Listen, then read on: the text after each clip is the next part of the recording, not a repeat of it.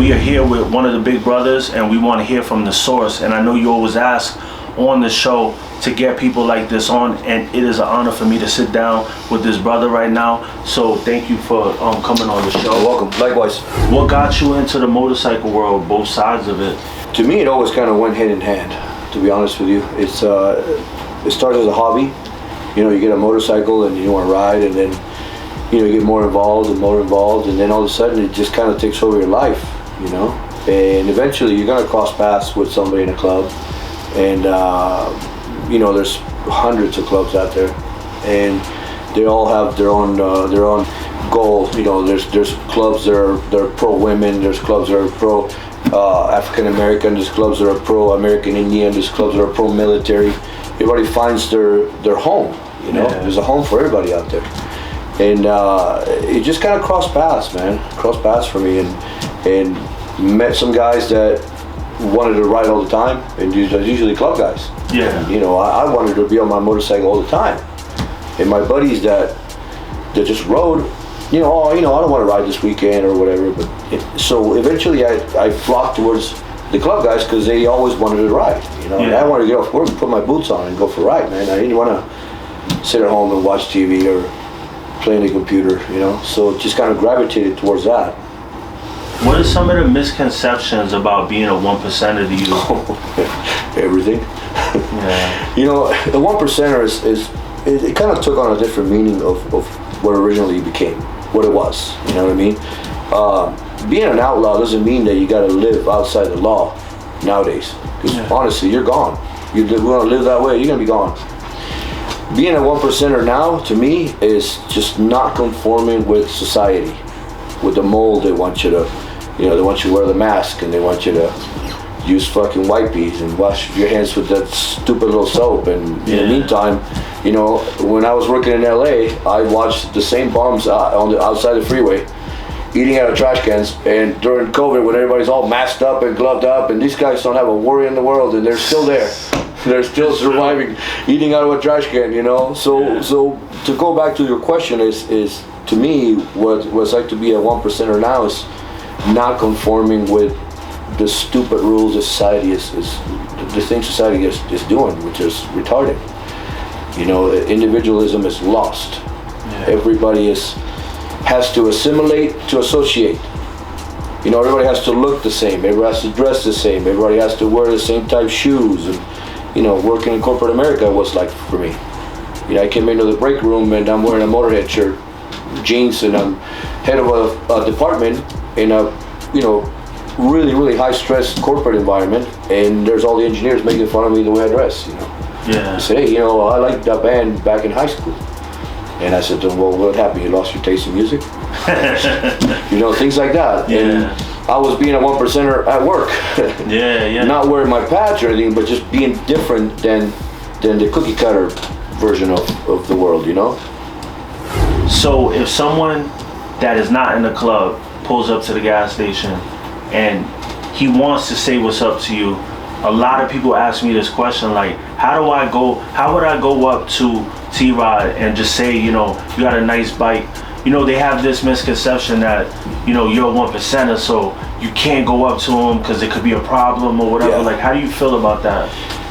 Well, me, I look at body language. I look at the demeanor in the person approaching me. You know, if they've got a smile on their face and their hand's out, and I'm gonna shake their hand. You know, I've had kids sit on my bike at gas stations. When I was racing at night after the races, they open the pits and you put all the kids in the bikes and you shake hands with everybody and shake hands and kiss babies, you know. And the way the person would approach me is I would feel their body language and their demeanor, you know what I mean? If they're coming in to say hi, honestly, truly say hi, I would say hi to them, shake their hand. If they're coming up because they have a problem with what I'm wearing or something, I would be like, hey, that's cool. Just stay right there. I can hear what you got to say. Don't come in any closer, because then I'm going to take that as a sign of a threat, and then I'm going to react different. But a lot of it, you know, we have this thing in our cuts, is we give what we get. And I live by that. You know, if you treat me good, I'm going to treat you better. Treat me wrong. So if you approach somebody like me with good intentions, we're never going to have a problem, you know?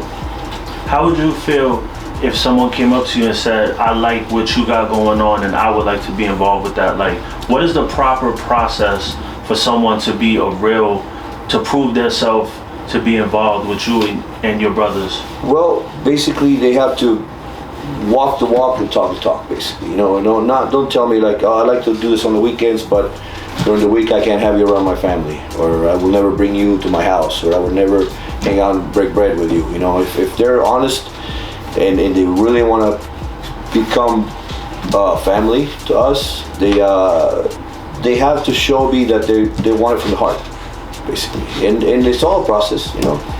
We have steps that everybody else has, and people are well aware of all the steps you got to take. But it honestly, everybody, like my old lady says, everybody shows their ass eventually. Yeah. You know what I mean? Whether they come from good intentions or not, everybody, you know, some guys want to get in a club to make it an extension of their dick, you know? Yeah. Or to improve their hustle on the streets, or to use it to pick up girls. And, you know, and the guys that are naturals, that fit normal, because that's what they do normally, are the guys that are going to stick around. Those other guys are going to be gone, because eventually they'll show their ass, you know. True. So if you see that they're all about girls and stuff like that, they eventually find their way out because they're not dedicated enough. Yeah, because they, you know, that's an aspect. You know, I enjoy going out with my young single brothers, because I live vicariously through them. You know what I mean? Like, hey, go get that girl, man. She's looking at you, and I encourage having fun. You know, don't get me wrong. We're not like militant. We go out, we go have a good time. Motorcycle clubs were based on partying and having a good time. I don't know where we lost the fucking forest for the trees. Yeah, for real. You know what I mean? So I'm all about guys having a good time, but at the same time, they have to contribute to the club, not get from the club, you know? So eventually they'll show their intentions are, you know? How do you feel about brotherhood? I feel like brotherhood in the culture is like really becoming watered down. Like, what is a real brother that really loves you, and, you know? Well, you have club brothers, and then you have brothers. You know, you gotta treat everybody in your club as a brother, but then you have your true core brothers. You know, your crew that you can count on, that you will go out in the middle of the night and if the phone rings, you're gonna get up out of bed and you're gonna go and help them out, whatever they need, or their families, and you know, I'll do that for everyone, and which drives her crazy sometimes, because I'd be like working during the day and at nights working on brothers' bikes that want to go to Mexico and don't have brakes, you know. And I worked a 12-hour shift, and I'd be like, okay, honey, I'm gonna be late tonight because I gotta work on such and such's bike. And that's what I would do for brothers. Yeah. But I won't do that for everyone, because there's a brotherhood within the brotherhood. Okay.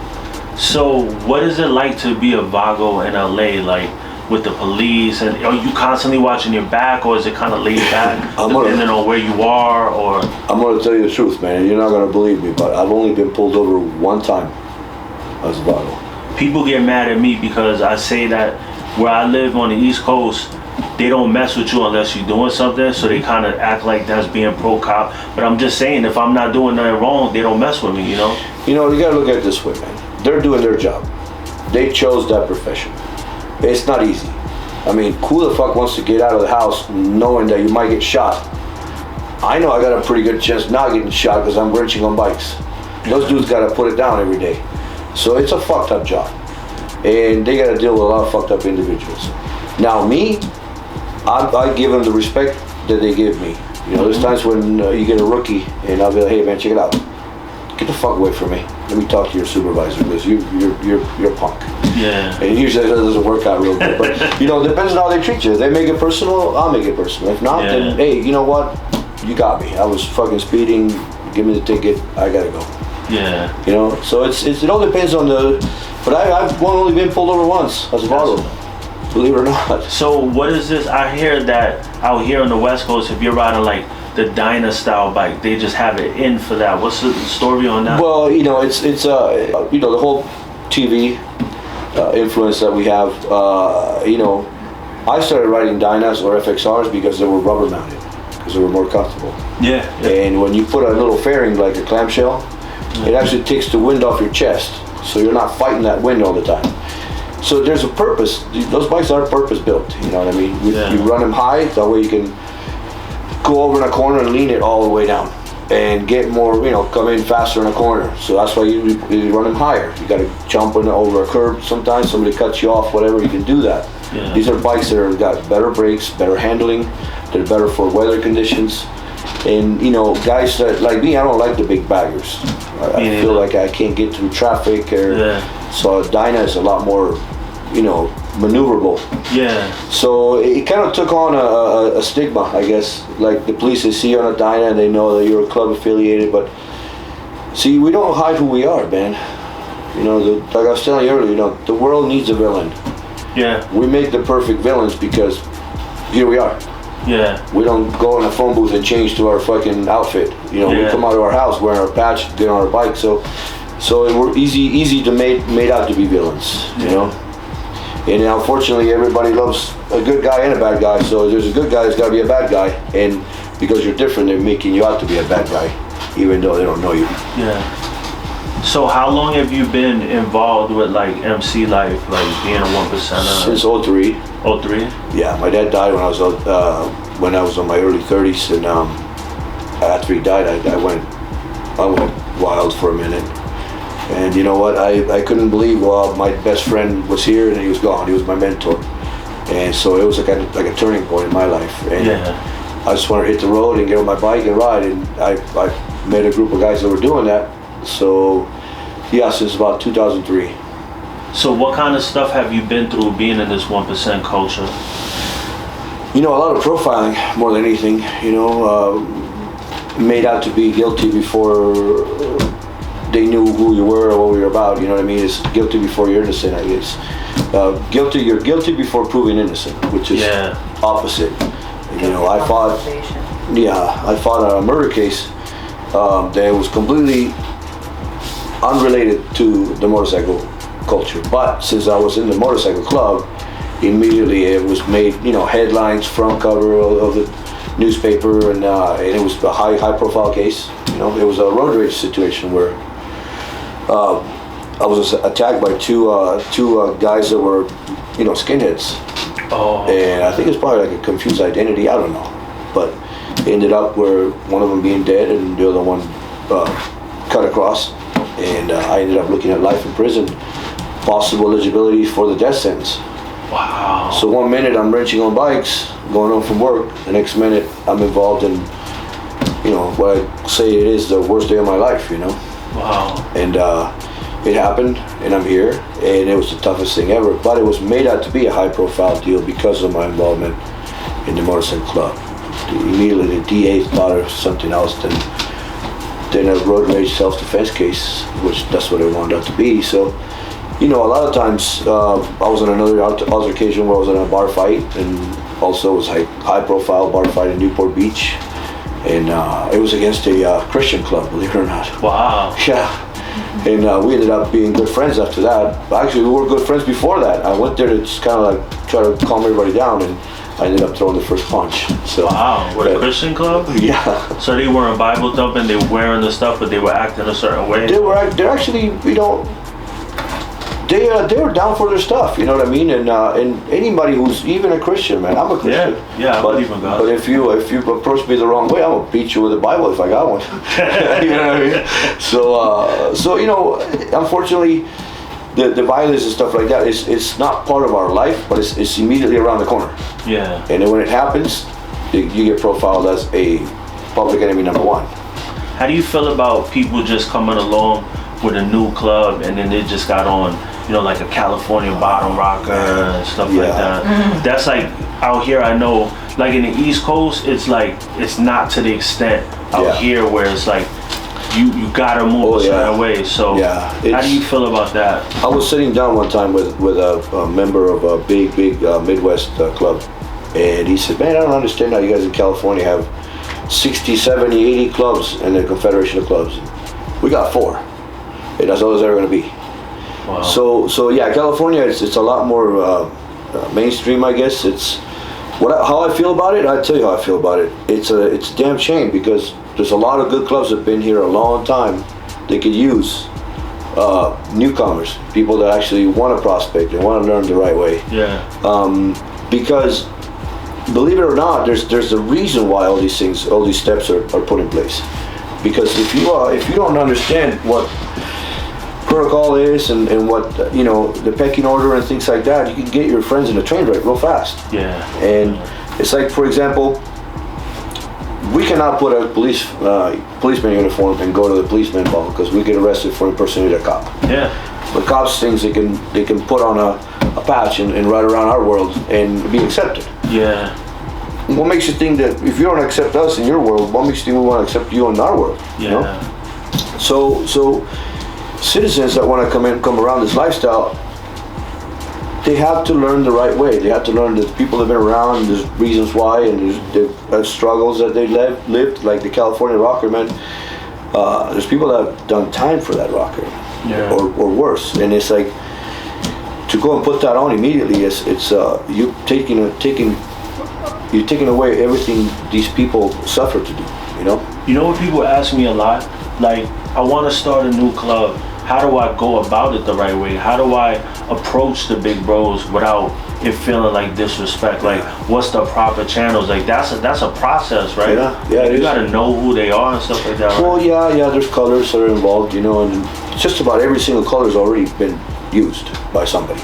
Yeah. I mean, ours is green, but there's a million other clubs. There are a million other colors, and what happens is, if you put the wrong color on, then you might be identified as a support of this club. And let's say you're riding around the street and there's that club happen to have an issue with another club, and then you're putting this color not knowing what the issues are because you're obviously not part of that club. You're gonna catch whatever those guys backlash those guys created. You know what I mean? Yeah. So to me, that's why the Confederation of Clubs is actually something really, really important.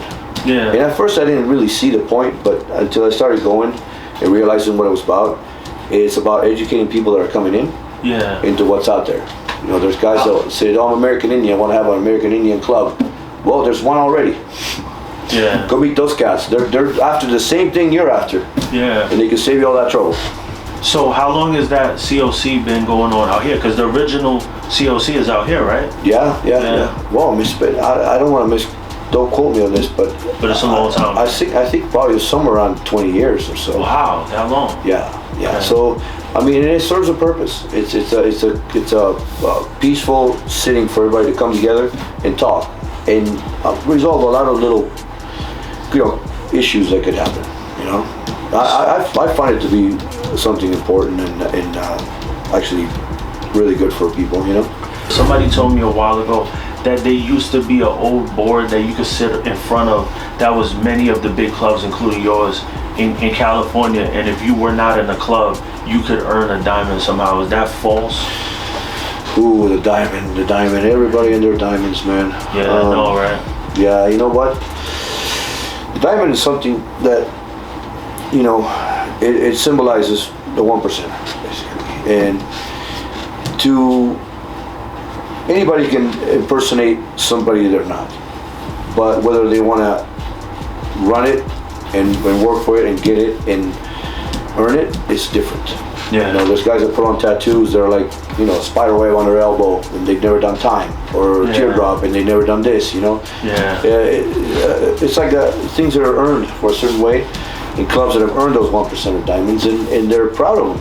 They're proud of them. And guys coming in and putting them on, I wouldn't recommend it, man. I mean, this is just my personal point of view, okay? Yeah. A lot of these things I'm saying are my personal view. Yeah. I could be wrong in some people's eyes or not, but if you really want to be part of something like that, just join something that's there already. You know what I mean? That's my advice to somebody. Or be original and come out with your own thing. Exactly. Yeah. Exactly. Definitely.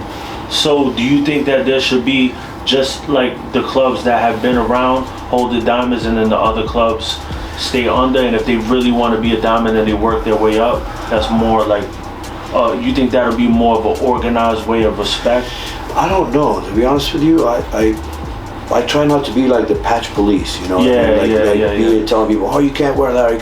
I'm not worried about them. I'm worried about what my guys are doing, Yeah. So I don't know. That's a good question. I guess that's something that we had to get everybody together and maybe have a discussion about it. But I don't know how to answer that, to be honest with you. I think there's people that have been around a long time and they're down, they earn it. There's people that are brand new and they're down as fuck too, and they probably should have it. Yeah. It all depends on the individual, I guess. Yeah. How do you feel about people that a lot of clubs they don't prospect people long enough, stuff like that. How do you feel about that? Like, is there a period that should be longer? I know the OG clubs like yours, you gotta hang around forever, prospect forever, and it's not easy. But how do you feel about these clubs that are just passing people so quickly? Well, a club is like an extension of your family. It's like you bringing somebody in your home and saying, okay, this is Cousin Eddie now. And we love him. That's a great for instance. Why the fuck do we love Cousin Eddie? We just met him. Well, because he's Cousin Eddie now, we love him, so I'm gonna trust him around my family, my kids, my money, my wife. So Cousin Eddie, you're cool, right? Yeah. Okay, he's cool. That's why you gotta know what Cousin Eddie's about. If he's a prick, is he a pervert, is he fucking, you know what I mean? Yeah. Is he a thief? Is he a dope fiend? Is he a junkie? Is he we all got skeletons, man. So to call somebody a brother right away, that doesn't sit well with me. Yeah. And the reason why is the way we do those things is we want to see guys when they're the most tired, when they're the happiest, when they're the saddest, when they're broke. How do they react? There's guys that run towards the club. On my personal experience, man, 2019 was a bad year for me. Bad. I had a stroke. My little brother died. Lost my home and stuff. And there's guys that go, hey, I got all these things happening right now. I got to get away from the club. Yeah. For me, I went towards the club. I leaned on my brothers, and my brothers came through. So that's when those people are there for you and you're there for them. So it takes a long time to figure that out, and that's the reason why. Immediately, somebody just can't become a member of your family. You gotta get to know the person. Yeah. Especially nowadays, every kid gets a medal, man. Yeah. Everybody wants instant gratification right now. Yes. It's like, fuck that. That's why the world is where it is, man. Because everybody can just go out and buy who they want to be, or buy what they want to look like, and it's not like that with us. Yeah. I care less what you're wearing, as long as I can see in your eyes and say, I trust this man watching my kid. Yeah. That's somebody. That's deep. That's a brother. That's deep. Yeah. It's good that what you're doing here is it's open like this. There's no you don't have no agenda here asking me this, or I have no agenda inviting you over. Yeah. We're just two guys sharing what we feel is going on, and bringing real to the surface. Exactly. Yeah. And unfortunately, what people get is one-sided. Guys that are out of the club, or guys that are law enforcement, and for some reason they hate this lifestyle because they're jealous, I guess. I don't know. I have this theory that I tell people a lot on the show, and I feel that it's an attack on the alpha male, because they're pushing a lot of beta agenda. So they want weak, subservient people, and I feel like 1%ers, MCs are very still on that grown man, not on the TV all day to out riding, being men, and they're very against that, the way America is right now. How do you feel about that? We are the last of the real cowboys, man. We are the last of the free frontier. We're not going to conform to whatever the fucking world wants us to conform to. We are values. Our values, our core values are the same values that a trustworthy person would have. Don't lie, don't steal, don't sleep with a brother's old lady.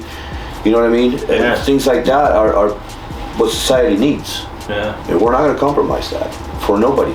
So unfortunately, society is okay with a man sharing a bathroom with your little girl now because he feels like he's a different sex, or pedophilia. I mean, society is conforming to that, and we don't. No, fuck no, that's wrong. So we're the last of the people that are gonna say fuck that, and we don't care what color you are. You're a man in my eyes. I don't give a fuck what race, what fucking. My middle name is Jose. I'm Latino, so it's not like I'm gonna be like pro white or pro this. We got everything. Yeah. We're all hated the same, no matter what color we're wearing, because of our patch on our back. We're all hated the same by the conforming society, and we're not scared to say how we feel and the way things should be. And the world doesn't have that anymore. Well, I want to thank you for sitting down with me because I'm big on legacy. It's not so much about money for me. I'm big on legacy, and you just became part of that legacy, and it's dope. And I'm proud to have sat down with you. Appreciate it. Likewise, Yeah. I'm glad of what you're doing, man, because you're shining a light on something that's very dark still, Yeah. and people need to see that there's light here too. Thank you. Thank you.